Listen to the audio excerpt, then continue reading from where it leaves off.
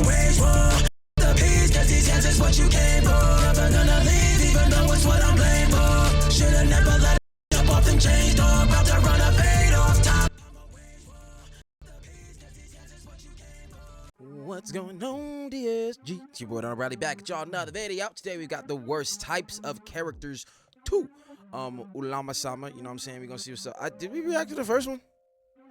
I don't even remember. But we here, you know what I'm saying? In the thumbnail, well, who we see in the thumbnail? Hold on, let me look here. Some dude from One Piece. Y'all know I don't watch One Piece. We got Tanjiro and Hitsugaya. Now that just may be clickbait because it's an awful archetype, but we gonna see what man's got to say on it to see if we disagree or agree with what he got. So be sure to like, be sure to subscribe, follow me on all that there social media. We ain't here without any further ado. 3, 2, 1, click. You got to make me a believer, man.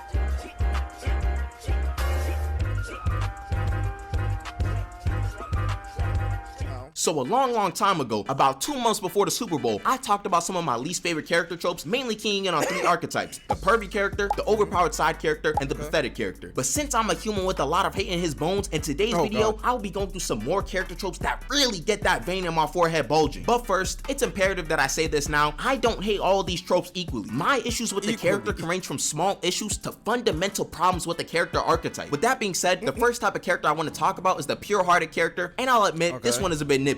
A pure-hearted character is a character who has a heart free of evil and malice. You'll usually see them being the nice and friendly character who makes the morally good decision. I feel like we've seen this type of character a lot in anime. A very simple example of someone with a pure heart is Goku. You never see Goku doing anything evil and will typically look to give his enemy. I mean, he was about to boom the Kai.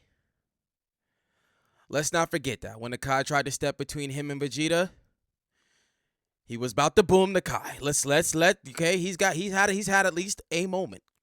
At least a moment. Okay, let's go. Second chances or forgiveness. And there's nothing wrong with that in theory. Depending on how the story is executed, you can see the cracks of this type of character start to appear very quickly. And my problems go a bit deeper than letting the villain go or giving forgiveness to the villain. For example, look at a character like Tanjiro. Homie had his naked son just brought out on the floor. Hold on, that's crazy. A bit deeper than letting the villain go or Gohan butt booty ass naked just on the floor, bro. Like, nah, kill that nigga Vegeta and grab my son and put some damn clothes on that boy. Like, for giving forgiveness to the villain. For example, look at a character like Tanjiro. When Yutaru and Daki are about to die, they start arguing and spouting crazy things to each other. Tanjiro swoops in to tell them to stop arguing because they only have each other left, etc, etc. Although there's nothing wrong with being sentimental, at a certain point, I start to feel like we're just being a bit unrealistic. Like an hour ago, Daki destroyed an entire block of houses and people, and you were the one who got angry at the fact that someone could do such a thing without regard for others' lives. But then at death's door, we're choosing to be sentimental to them. I can understand that it's easier to have those feelings at a moment like death, but I don't know, it just feels a bit off when it's executed in such a manner. This also just might be me having a big cause you know what I'm saying, in the heat of battle, you gotta be about business. You feel me? In the heat of battle, it's gotta be what it is. You gotta get shit done. But after the fact, you know what I'm saying, you could let other emotions come through. You know what I'm saying? You ain't in that moment. You ain't in that da-da-da-da. You know what I'm saying? You gotta remember these people were humans first and turned into demons, and just Tanjiro, the way that he is, he gon' do like that. Honestly, if either one of those demons at any point in the fight had turned around and said, I don't want to kill people no more, this is da-da-da, Tanjiro would have been like, okay. Like, come on.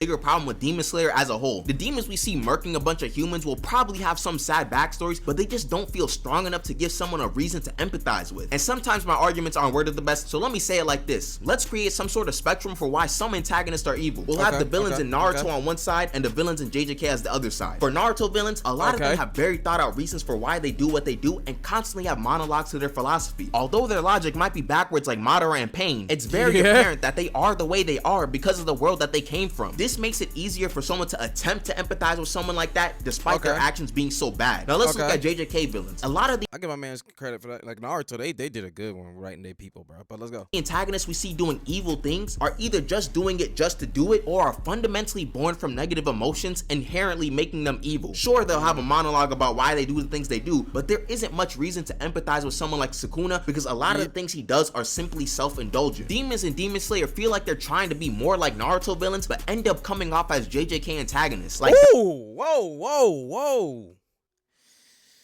That was a nice point made. Hold on. That was a nice point made. The way he did that, I respect it. I was like, hold on, okay, I see it. Because when they about to die, they get the complicated backstory. But yeah, no, he right. He right, okay. Daki and Yutaru are definitely not going to be in the good afterlife. So when I see characters trying to be sentimental to villains who are really not worthy of having that sentiment, I kind of scoff at those characters. And this kind of turned into me ranting about Demon Slayer, but the same thing applies to Goku when he tries to let someone like Frieza live to get a second chance. Frieza was literally the definition of pure evil, and Goku definitely recognized that aspect of him. Why on earth is he giving this man energy to live another day? I understand why pure-hearted characters are done in fiction, but I feel like the execution. I think with Goku, yeah, it might have been that, but also he's like, all right, we came to save Namek. Namek about to die anyway. Nigga, get your ass on. Get your ass on out of here. Go. Needs to be a bit better to make the character more believable. Next up is the garbage, waste of space, wasted animation, overpowered isekai MC. I really have an intense hatred for this type of character. Okay, it's an isekai MC. I don't know. Because, like, in my mind, like, Dante from Devil May Cry fall into that. Also, so does Hellsing from, so does Alucard from Hellsing. But I wouldn't change those two characters for shit. You know what I'm saying? If anything, you can make them less overpowered, but they got to have the same attitude. They got to have the same energy. If you want to take away their power a little bit, you know what I'm saying? Like I said before, you know the revamp of Devil May Cry that everybody shot on? I feel like if you could have kept the characters the way they were supposed to be, as far as looks, appearance, and whatever, I think you could have changed the storyline up a little bit, or at least because the way that world looked and how that operated was amazing. I loved it. You know what I'm saying? It was the character change up that was and then the white mop to homie head where they like basically slapped the Devil May Cry fans in the face. Nobody appreciate that. But you know what I'm saying? If they could have kept the character, you know what I mean? I feel like it would have went over better. But just even as they are overpowered, that like they just built like that. You know what I'm saying? But all right, let's go. Character. Like, I feel a fire inside of me anytime I think about these characters. When you have an overpowered character in a shonen series, you're typically not going to give them the ability to do literally anything they want. But when it's an isekai, these mangakas just give them the ability to do anything. I've already talked about that bum of a clout chaser Ano's Voldigold and how he can just do anything he wants, really. I think this comment sums it up perfectly. Wait, what'd he say? What are you gonna say? Clout chaser Ano's Voldigold. First of all, what the fuck is Udio doing here? He is in the wrong anime, but all right. And how he can just do anything he wants, really. I think this comment. Turns out every time I play fight with someone, in kindergarten, I was just using Ano's moves. It sums it up perfectly. This man. That's the dude from I want to see that show. That's the dude that keeps snapping dude into a bloody mess on the floor until he give up the fight. I gotta watch that one. Anos is literally just doing kindergarten play fighting. Every fight he's in, he could just be like, nuh-uh, and just murk you. It was cool the first time, Anos, but you've done the same thing for 2 seasons straight. And I'm just assuming that's what he's done because I'm not watching that show. Why should I? I know who's gonna win and what's gonna happen. How many times do you have to see that? I want to see it just for that. Is it? To get the point, why would you watch a battle series where the protagonist is so absurdly broken? It just becomes very uninteresting. No. I will disagree with that because it's about the character being broken. You get to see, it's in anticipation of what fails them. You know what I'm saying? I feel like if you had an OP character and they really just washed absolutely everything with no effort whatsoever, you know what I'm saying? Even One Punch Man had to put in some of that work at some point. You know what I'm saying? Went from slapping Moth to a bloody puddle mess on the side of a building. You know what I'm saying? To having to like really put that work in on an opponent, and it puts it on the other side versus when protagonists are weak against antagonists. That they got to get stronger, and then eventually, you know what I'm saying, it just puts it on the other team's side, but you're still waiting to see what's actually going to push that main character to the point to where he's got to use all his power. Now, is he still going to win? Probably, because it's the main character, but it's still to see about what he's going to really have to try for, you know what I mean?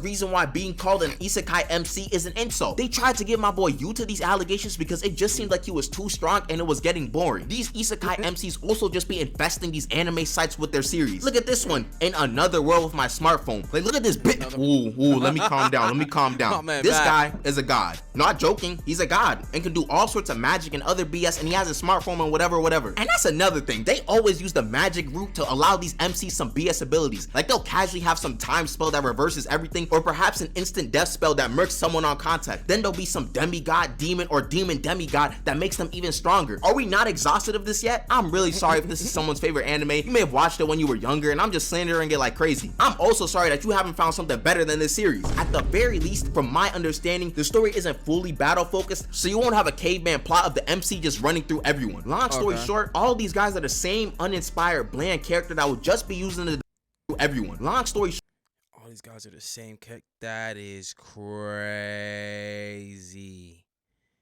Damn, they really is the same character. Knock it off.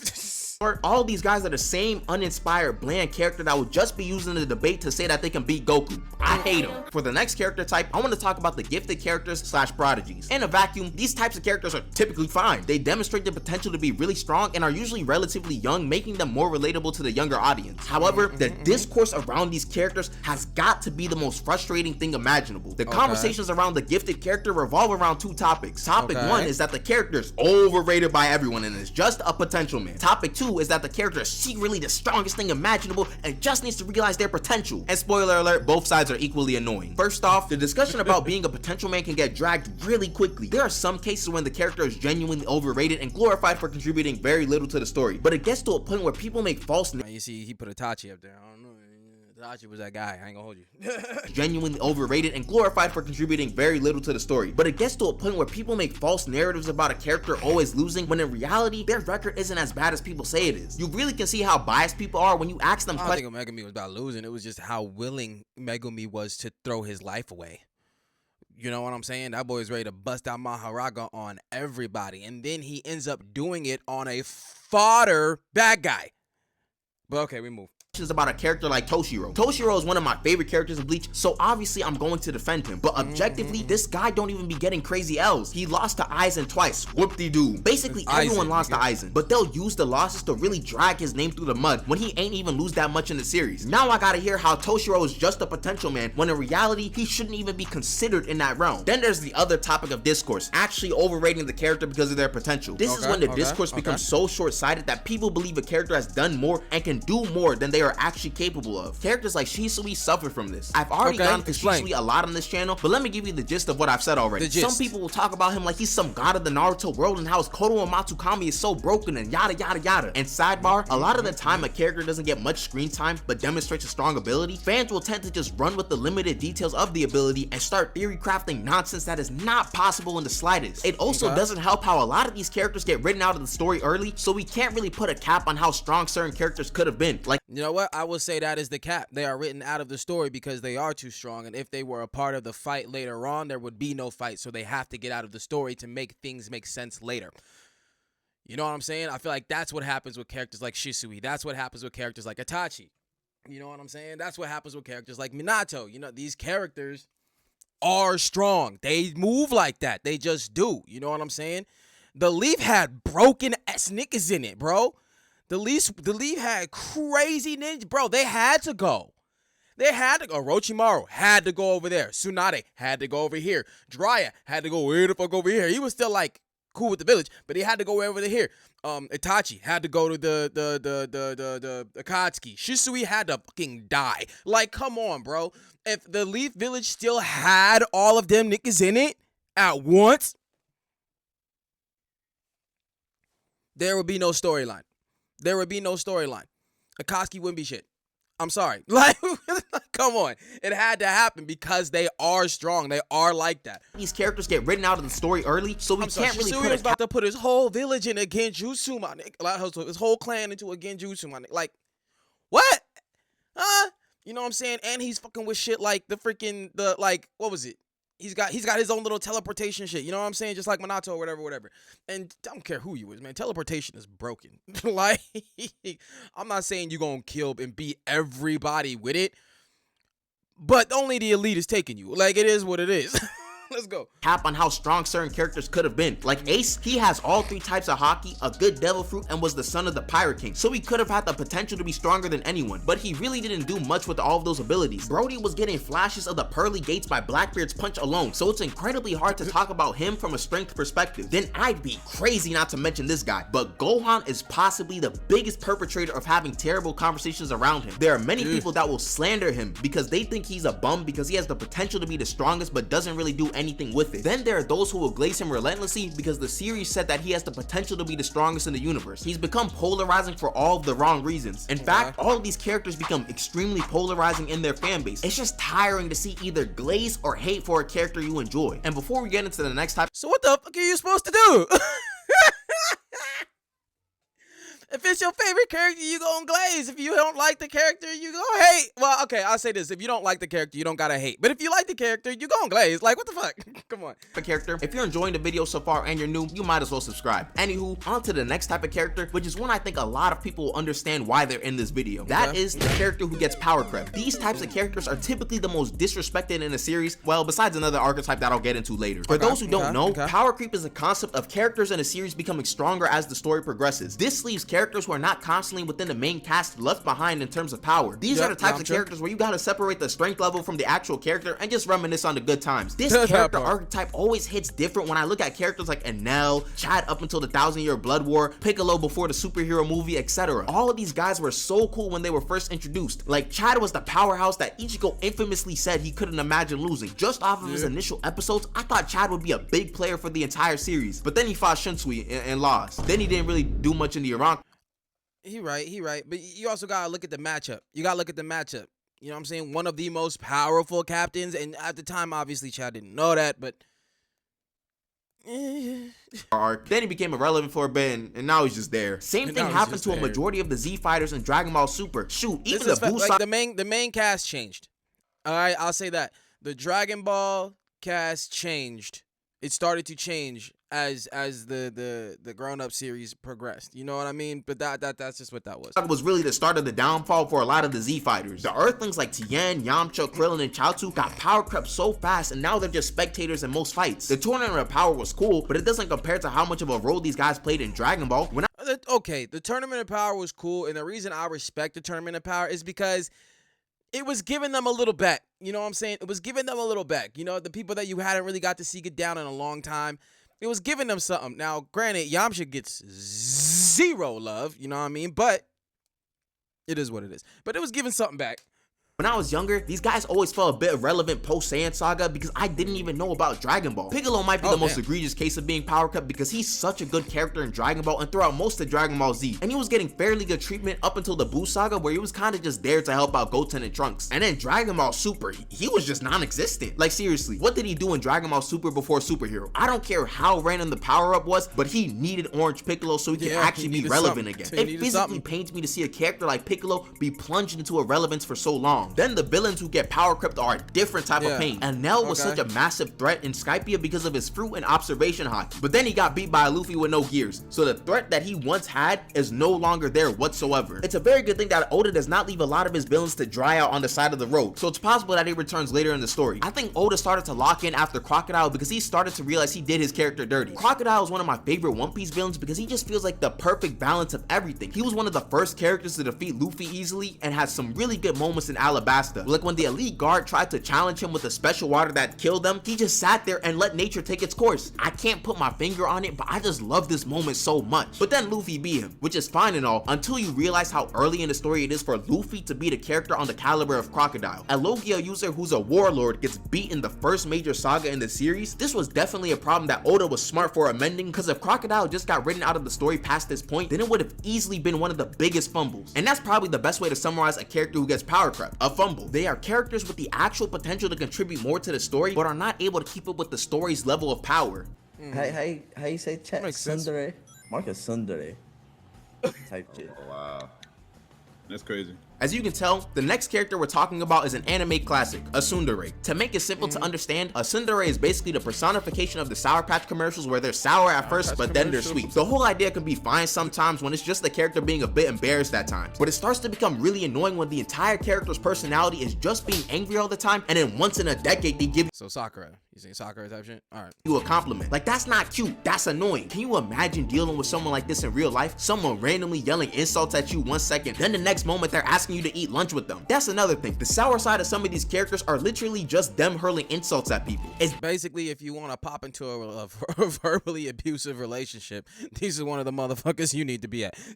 this just not verbal abdominal use. Trust me, if you had a friend moving like this in real life, they're not gonna be your friend much longer. A tsundere flare can also just be very aggravating. Like, Vegeta has some of these tendencies when he doesn't want to fuse. Like, bro, just put on the earring and get to fighting. He also tries to act like Goku isn't his best friend and is just his rival. Like, alright bro, you got it. The last character I want to talk about is probably my least favorite one from a narrative perspective, and it has a similar premise as to why I don't like characters who get power crept. I do not like hype characters. What I mean by a hype character is a character who gets introduced to the story only to make another character look stronger, or to kind of artificially make a threat look even stronger. These hype characters always get really interesting abilities and backstories that probably should be explored a lot more, but instead they need to get written out immediately so the other character looks good. Stars and Stripes is a prime example of this. Her only job was to make Shigaraki look stronger. She's only there for like 2 episodes until she gets murked.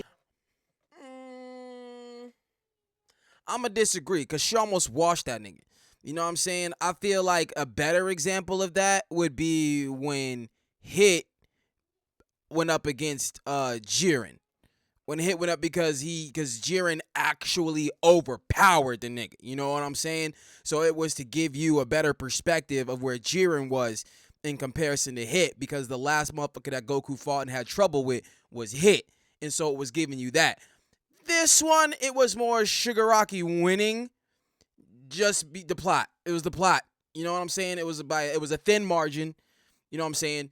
And she could have done it. That's what I'm saying. She could have beat Shigaraki. She could have done it.